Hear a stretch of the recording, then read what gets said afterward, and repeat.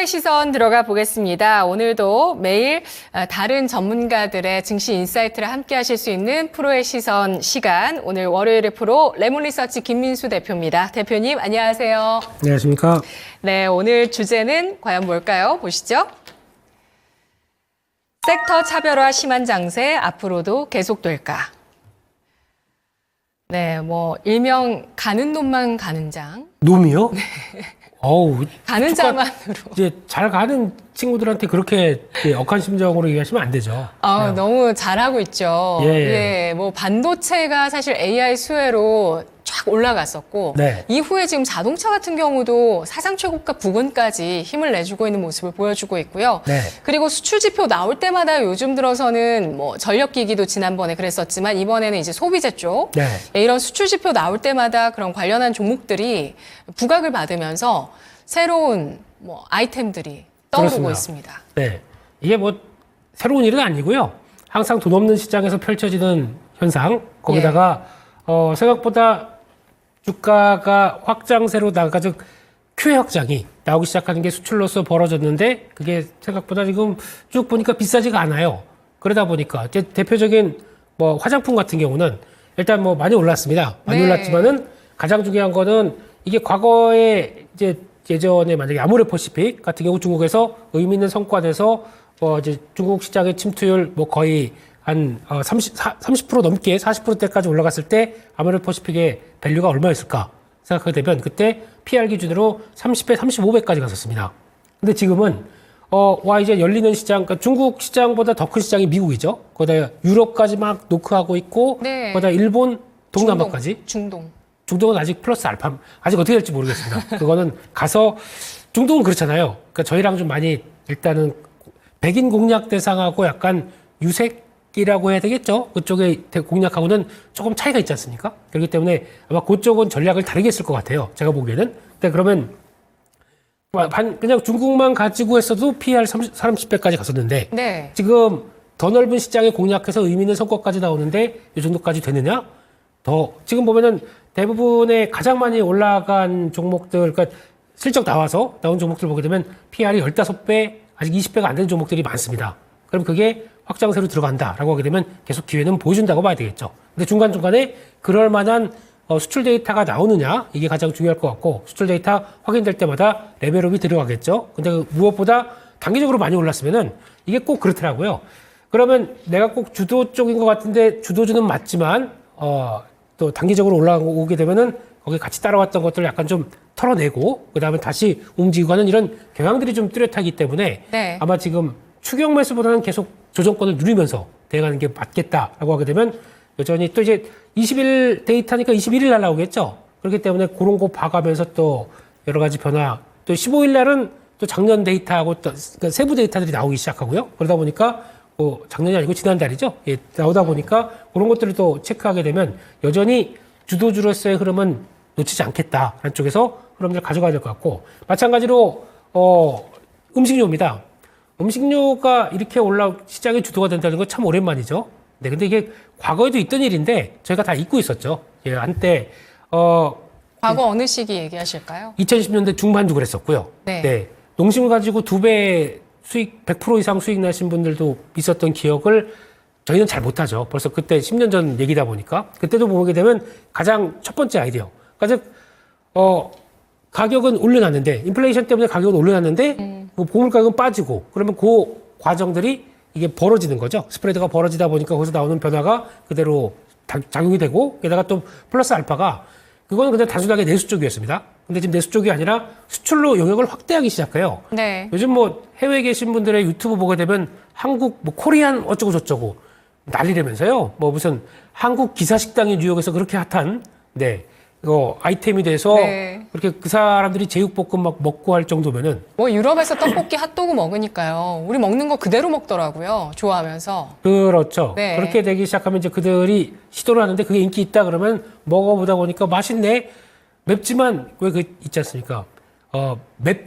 맵고 달고 단짠, 달고 짜고 이런 것들이 조합이 되기 시작하면서 그들의 입맛을 사로잡는다. 네. 그러면 보통 입맛은 한번 자리 잡게 되면 쉽게 안 변합니다. 그럼 밸류 얼마 주시겠어요? PER 아까 화장품도 얘기를 하셨지만 화장품도 그러면 뭐 30배 이상은 가야 된다는 말씀이신 거고. 성과 나오면은 가는 거 예. 이게 열어놓는 거죠. 네. 그러니까 목표를 곱하기를 하는 거잖아요. 그렇죠. EPS에서 얼마를 곱할 수 있냐. 그렇습니다. 그렇습니다. 예. 음식료는 그럼 얼마 곱할 수 있을까요? 지금 음식료 자체가 네. 한때 저희가 보통 음식료 하게 되면 그래도 경기에 상관없이 꾸준하게 현금 흐름이 창출되는 거다 보니까 일반적으로 15배, 20배는 평균적으로 줬던 게 많았었죠. 그리고 네. 또 해외 업체들 같은 경우는 거의 다 그 정도쯤 나오고 있죠. 근데 국내 쪽은 하도 소외되다 보니까 지금 해봐야 이제 뭐 10배, 11배 이 정도가 다라고 하게 되면 역시나 업체들은 열어놔야 되겠죠. 근데 거기다가 EPS 확장까지 계속 나오기 시작한다. 그러면 더 그 멀티플은 당연히 받는 거지만 거기서 나오는 주가의 상승력은 여전히 높다라고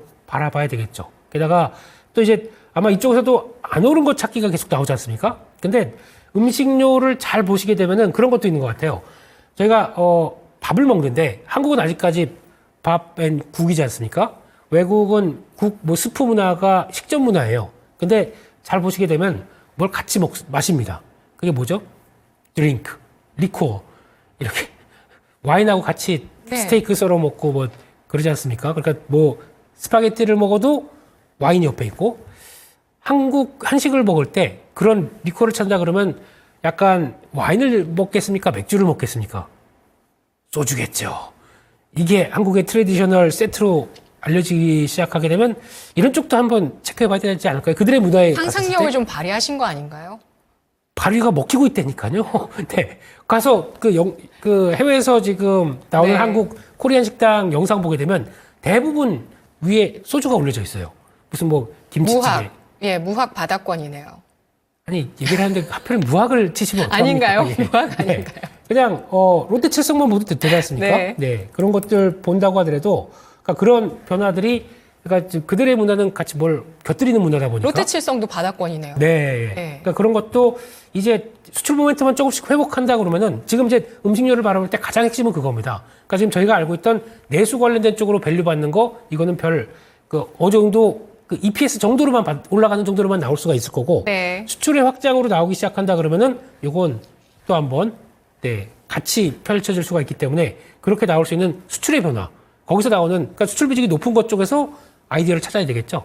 아, 진짜 유튜브로 유행만 잘 시키면 네. 예, 뭐든지 가능한 세상이 된 것 같고요. 거기다 K 숙취 해소제까지 빌드업 가나요? 라고 채팅창에 가능하죠. 가능한데 올라와 있습니다. 제가 보기 어떤 영상 보다 보니까 그런 얘기도 하시더라고요. This is 꽐라 그러더라고요. 네. 그런 용어까지 벌써 알기 시작해요. 그러다 보니까 저희는 경쟁적으로 마시니까요. 그렇죠. 근데 그들은 한국인들은. 음미하면서 마시다 예. 보니까 양의 차이는 있다고 하더라도 네네. 그래도 더 많은 사람들이 마시기 시작한다 그러면 이것도 달라질 수 있겠다라는 쪽도 봐야 될 것 같습니다. 네, 섹터별로 차별화된 것뿐만 아니라 시장별로도 차별화가 되어 있는 모습을 보여줍니다. 최근에 미국은 이제 신고가를 계속 가고 있는데 우리도 뭐 연고점까지는 왔습니다. 예, 그 부분까지는 이제 찍고 약간 내려와 있는데 중국이라든지 유럽 같은 경우는 좀 부진한 모습이죠. 네. 그러니까 이제 가장 지금 시점에서 걱정이라면 걱정 또 이게 어떤 변화가 올까라고 좀 체크해야 될 것 중에 하나가 유럽이라고 생각되고 있고요.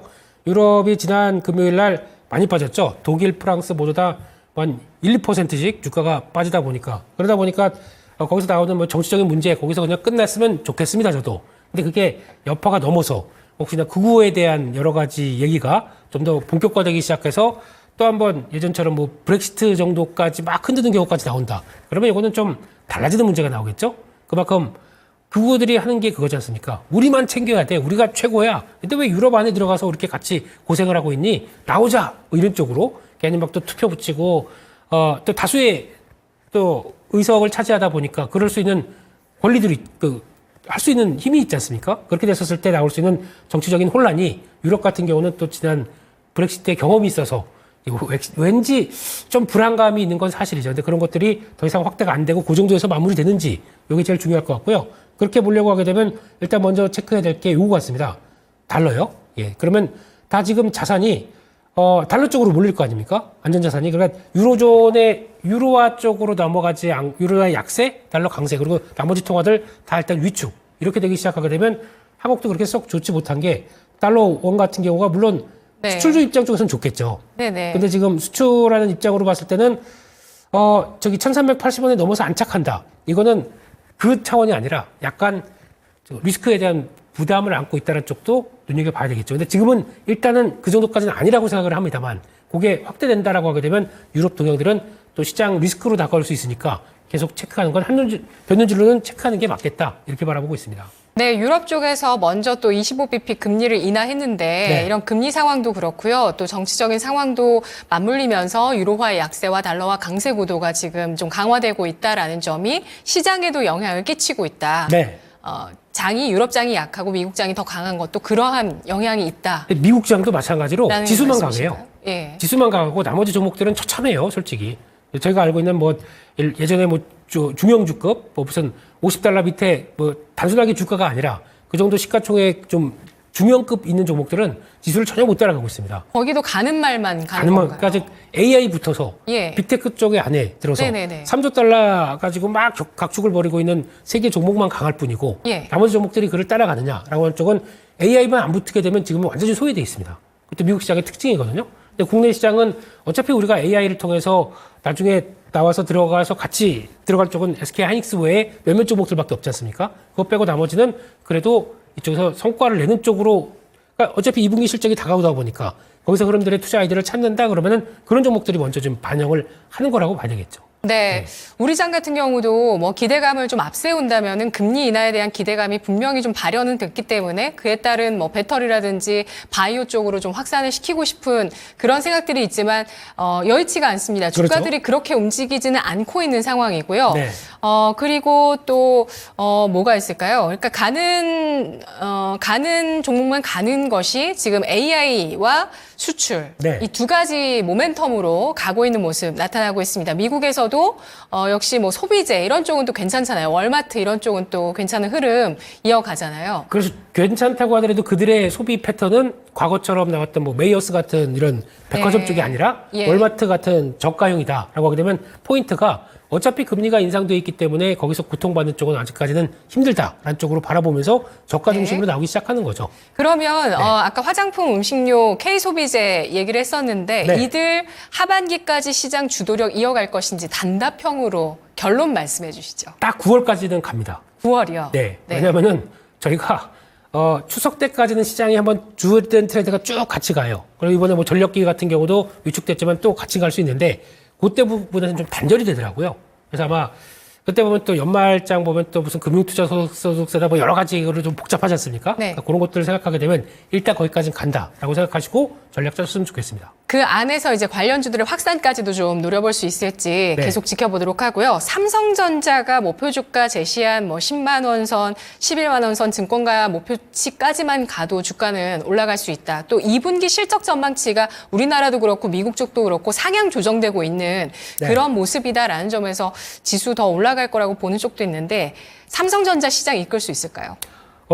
삼성전자가 아니라 하이닉스가 있겠는데요. 네. 네. 그 차이가 좀 있어 보이긴 하고 거기다가 딱 봐도 삼성전자의 그러니까 삼성전자의 힘이 과거만큼 커지지가 않다 보니까 이렇게 나온다고 하더라도 여전히 삼성전자 1%대 하락했다. 아니면 이거 또 8만 원대에서 무너졌네. 그냥 지난번에 안 나오셨죠? 예. 지난번에 말씀드린 것처럼 그냥 편하게 보시면 된다라고 말씀을 드리고 싶고요. 거기서 네. 이제 나오는 변화를 적어도 메모리 반도체 사이클만 본다고 하더라도 그냥 기대해 보자라고 봐야 될 것 같고. 고유 의견이시네요. 네, 여전히 네. 그렇게 봐야 될 것 같고 게다가 수출주에 대한 종양들이 이제 환율과 함께 거기다가 또 의미 있는 변화가 나오기 시작하면 솔직히 현대 IPO가 인도 법인의 IPO라고 하더라도 그거는 의미가 그거 외에도 충분히 있다라고 봐야 될 것 같습니다. 네, 알겠습니다.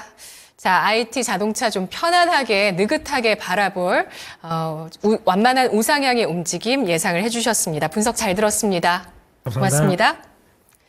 프로의 시선이었습니다.